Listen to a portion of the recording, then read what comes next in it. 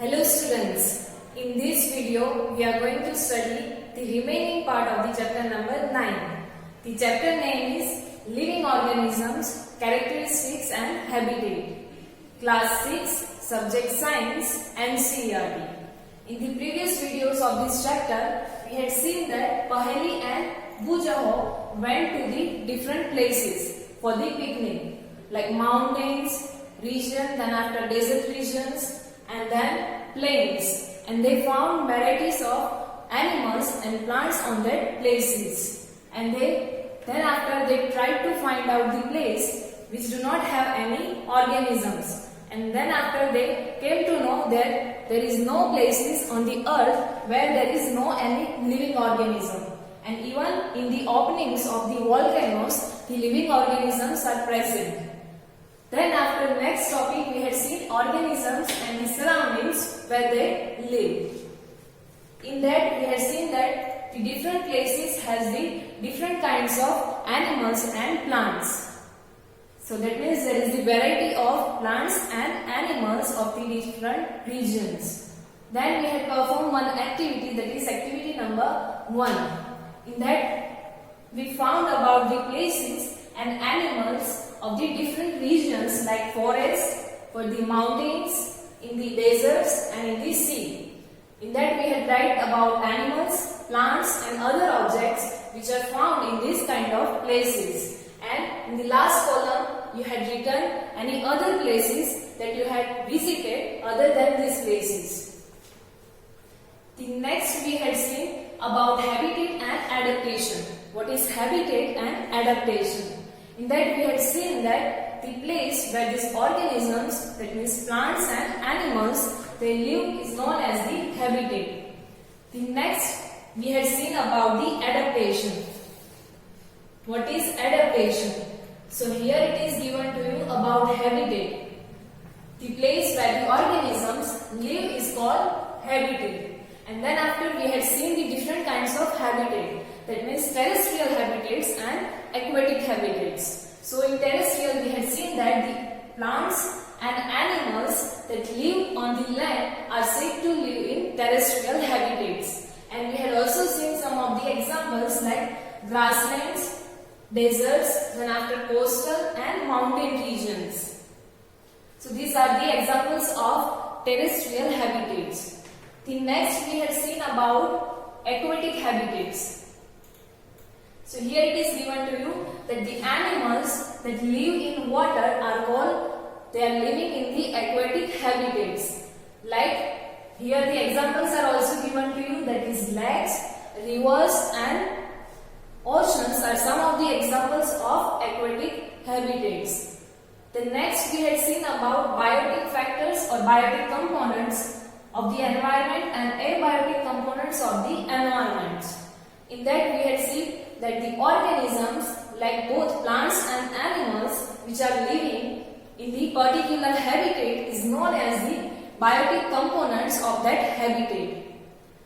Then after abiotic components we had seen that the non-living things such as rocks, soil, air and water which are there present in particular habitat is called abiotic components of that habitat. The next we had seen activity number 2. In that we had germinated the seeds. In that we had seen that the biotic, abiotic factors which are required for the germination of these seeds, that is air, then after sunlight, heat, water. So we had seen from this activity, or we had concluded from this activity, that these are the abiotic components which are required for the seed to grow in a plant. The next we had seen, that is about some different habitats, a journey through different habitats. In that first we had seen about some terrestrial habitats. In that first we had seen about deserts. So how the animals and plants live in the desert and what are the adaptations. Adaptation we had earlier also seen adaptations, that means special features, or you can say special habits or characteristics of an animal or a plant to live in a particular habitat. So that is known as the adaptations. So in that these terrestrial habitats, we had seen that how the different plants and animals are adapted to themselves. Earlier we had seen the examples of camel. That camel has the long height to long length of their feet. Because of that, they can prevent themselves from the heat of the deserts. And other many characteristics of the camels also we had seen. In this we had seen about rat and snake, which are living in the desert regions. So how they are protecting themselves or how they are adapted themselves in the desert environment or in the desert habitat. Then after in plants we had seen about cactus. How cactus adapted itself in the terrestrial habitat, which is deserts. Next we had seen that is mountain regions. Next terrestrial habitat we had seen that is mountain regions. In that we had seen the trees like these cone-shaped trees, that is oak, then after deodar.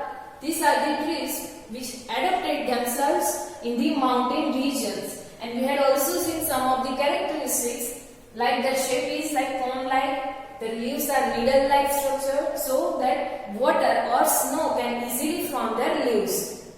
Then after in animals we had seen about this one, snow leopard, yak and mountain goat. How these animals adapted themselves in the mountain regions. They have the thick hair or thick layer of fur so that they can prevent themselves from the extreme cold conditions of the mountain regions.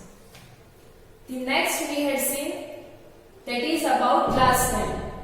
How the animals adapted or living in the grassland adapted themselves. In that we had seen about lion and deer. How they adapted themselves in such kind of environment or in such kind of habitat. We had seen that they have these facial characteristics like their color, then after their strong sense of hear.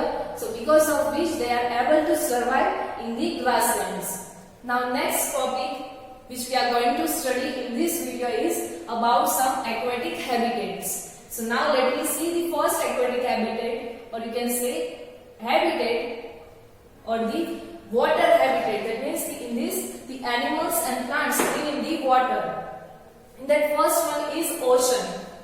So now let me see about oceans. So we already discussed about how fish are adapted in the sea. They have these facial characteristics like their body is streamlined. Then after they have the gills, because of which they can breathe the oxygen, or they can take oxygen which is dissolved in the water or in the water of the sea. So many other animals or sea animals other than fish also they have the streamlined bodies to help them move easily in the water. Streamlined body, that means this kind of body. From this corner this is pointed, and from if you will go forward then this will become wider. You know the shapes of the fish. It is like this kind. So from this front the shape is like pointed. So this structure is known as the streamlined structure. So fishes has these streamlined bodies, and other than fish some sea animals also have the streamlined bodies. Like here the examples are given to you. Fishes, then after some other animals also. Now squid, there are also some other animals like squids and octopus which do not have these streamlined shapes. These are the some of the examples of animals, aquatic animals which do not have this streamlined body. That is squid and octopus. Now let me see what is squid and octopus. So this is the picture of squid. So this one is squid and this one is the octopus. Octopus you already know. So they do not have this streamlined shape. So now the question is that, so then how they can survive in this aquatic habitat, oceans? So they stay deeper in the ocean near the seabeds and catch any prey that moves towards them. Seabed, that means the lower surface, or you can say very deep in the oceans. So they stay deeper in the oceans, and if any prey comes towards them, then they catch their prey, and this is how they survive in these aquatic habitats. they make their body shapes, that is streamline. If they are moving in the water, then they make these shapes streamline, and because of that they can move easily in the water. Now these animals have the gills, and this helps them to use oxygen which is dissolved in water. So this is how they are taking oxygen in the water also. So this is about animals. Other than these sea animals, the other animals are also there, that is dolphins and whales. So these animals do not have the gills. So now how they can breathe? So here it is given to you that they breathe in air through their nostril, or it is also known as the blowholes. These are the kind of holes which are located on the upper part of their heads. So they can take the oxygen from these blowholes. Now these holes allow them to breathe in air when they swim near the surface of water. When they are near the surface of water, through this hole on their head they are taking in, or they are breathing the oxygen. And they can stay inside the water for the long time without even breathing. So they come out to surface from time to time to breathe air, and you had already seen this in any television program or in films. Like the whales and dolphins are, if this is sea surface, then they are jumping from this sea surface and again they are going into the sea. So why they are doing this? So to take air in the, or to take breathe in oxygen, they are coming out from the sea or water surface. So this is about the characteristics of animals who are living in the aquatic habitat or oceans. Now next aquatic habitat is about pond and lakes. Ponds and lakes. So now next is ponds and lakes. So have you seen the plants growing in the ponds, lakes or rivers, or even some drains? Drains, that means drainage system, you can say gutter line. So these are here, the pictures are also given to you. So go on a field trip. Right now we cannot go, but remember the trip where you had visited these lakes, ponds or rivers. So if you had observed, then there is the various kinds of plants are there in this water habitat or aquatic habitats. So you have to observe these leaves, stems and roots of these plants. What you have to observe? So some of these plants have their roots which is fixed in the soil below the water. These plants have the roots which are fixed here in the soil below the water or sea water. So why this is? So it is given to you because of that the plant can fix at the one place, or these plants can stay at the one place. In the terrestrial plants, the roots normally play a very important role. What is their function? Function of the roots in the terrestrial plants. So it is given here that they absorb the nutrients and water from the soil. But however, in aquatic plants, the roots are much reduced in size. They are smaller in size, and their main function is to hold the plant at a place. They hold the plant at one place, and this is the only function of these roots. Other than that, the stem, how these stems are there, or how the stems of these aquatic plants is different from the terrestrial plants. So the stems of these plants are long, then after hollow and light. Hollow, that means in between space is empty. The space is empty. So the stems of the aquatic plants is like this: long, hollow and light. The stems grows up to the surface of water while leaves and flowers float on the surface of water. If you had seen any aquatic plants, then you will find that the leaves, then after flowers and stem, these all will float on the water. Some aquatic plants are submerged in water. They are merged, or you can say they dip in the water, and all parts of this plant, such kind of plants, are under the water. Other than that, some special characteristics also they had. That is, some plants have the narrow, thin ribbon-like leaves, and they can be bent in the flowing water. The water is continuously flowing in these ponds and rivers, so that's why these plants have the ribbon-like leaves which can bend easily and which will not break even. In some submerged plants, leaves are often highly divided. The leaves are divided because of that through these leaves water can easily flow without breaking this or without damaging these leaves. So this is the characteristics of the leaves or plants of the aquatic habitat or lakes and ponds. Now next about the another aquatic animal it is given to you, that is about frogs. So frogs usually lives in ponds, and these frogs can stay both inside the water as well as on the land. We had seen in the previous class also in the class 5 that frog is the amphibian animal which can live on land as well as in water. So frog can live in water also. So we can say consider it as the aquatic animals also. So they have the, now what is the characteristics does this frog have? So they have strong back legs, and these legs help in leaping, that means jumping and catching their prey. These legs help the frogs to jump and to catch its prey or its food. Now they have webbed feet which help them swim in the water. Their feet are like web, that means this like their fingers are joined with each other. So because of that they can easily swim in the water. So these are the common characteristics of aquatic animals and plants.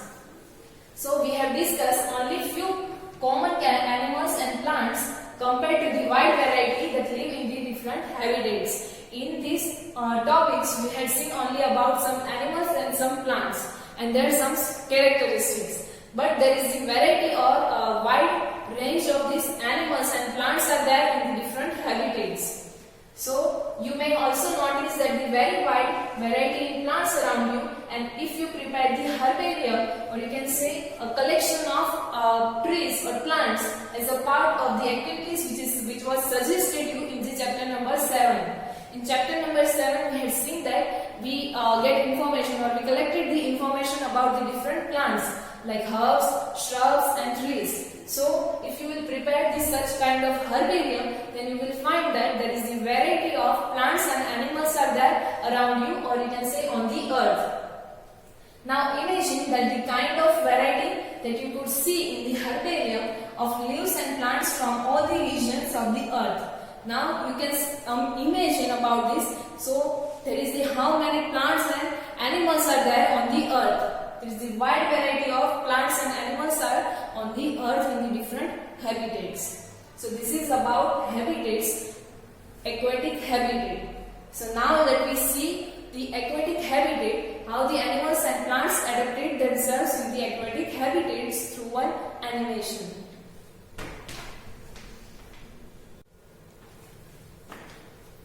So now next topic in the chapter number 9 is characteristics of organisms. In this topic we are going to study about the different characteristics of the different organisms. So we went on a journey through the different habitats in many plants in the previous topics of this chapter. In activity 1 we had also listed some of the objects and plants which are found in the different surroundings. That is terrestrial, then after aquatic habitat we had learned. Now suppose we stop a while and think about the examples which are living and which are non-living. So take an example of forest. What you will find in the forest like trees, stone, soil, pebbles, etc. Here the examples are given to you. That is trees, creepers. Creepers, that means a plant which needs support to climb up. So you will find these trees, creepers, small and big animals, birds, snakes, insect. Other than that, rocks, soil, water, dry leaves, air and dead animals. Other than that, mushrooms and moss. Moss, that means green algae. So you will find this kind of animals. Other than that, you will find many variety of animals and plants in the forest. So now think about the living factors or non-living factors, that means living components and non-living component of this forest habitat.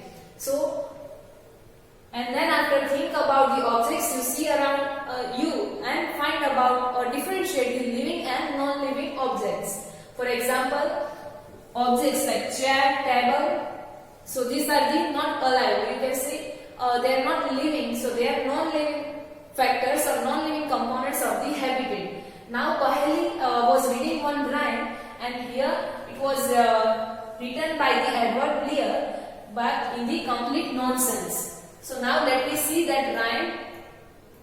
Here it is given to you that set the table to the chair. You can hardly be aware how I suffer from heat and from chilblains on my feet. Here table is set to the chair, that how would you know what difficulties I will face or I am facing or I am suffering from the heat. Other than that, I am suffering from the chilblains. Chilblains, that means in the winter you will find your skin gets cracked. So that means chilblains. So the table is suffering from the heat and chilblains, and he is complaining about this to the chair. If we took a little walk, we might share a little talk. Table is saying to the chair that if we are going for the walk, then we will talk about this. Pray let us take the air, said the table to the chair. And pray table is saying to the chair that let me go outside and let me take the air. Now the chair is saying to the table that now you know we are not able, how foolishly you talk. Chair is saying that you know that we are not able to move from one place to another place. How foolishly you are talking. When you know that we can't walk, said the table with a sigh.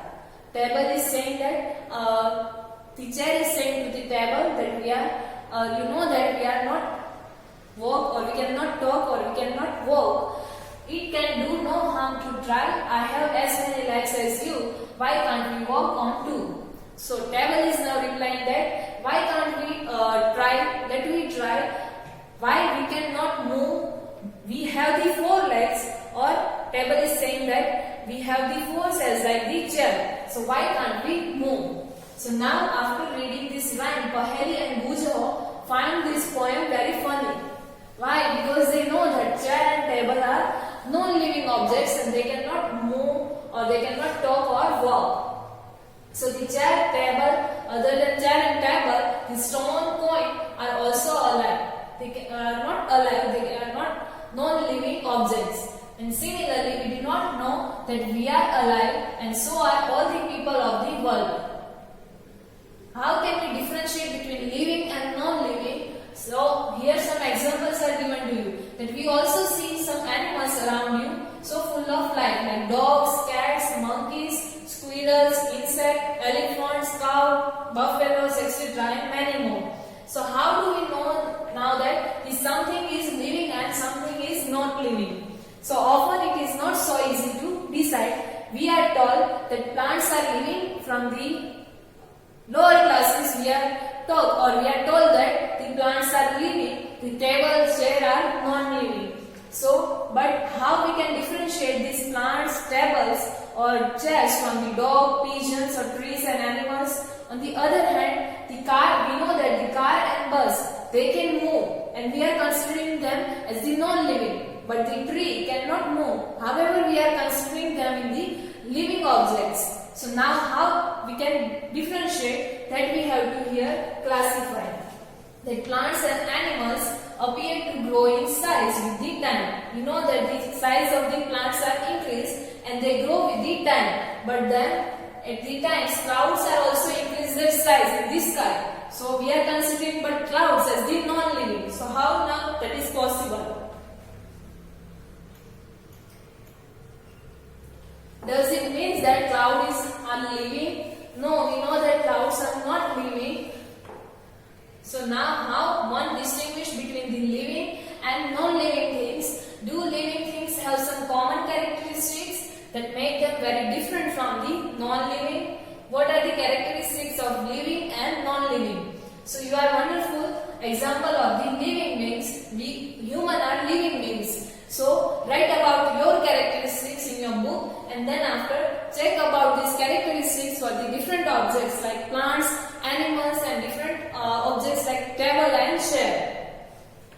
And distinguish and find that some of these characteristics are perhaps common in all of the living organisms. Some of these characteristics are common in the living organisms like we grow, all the living organisms grow. That is either plant, animals or humans. Other than that, so in the next part we will study about some different characteristics of the organisms. In that first was given to you, do all organisms animals need food that we will study later. Thank you.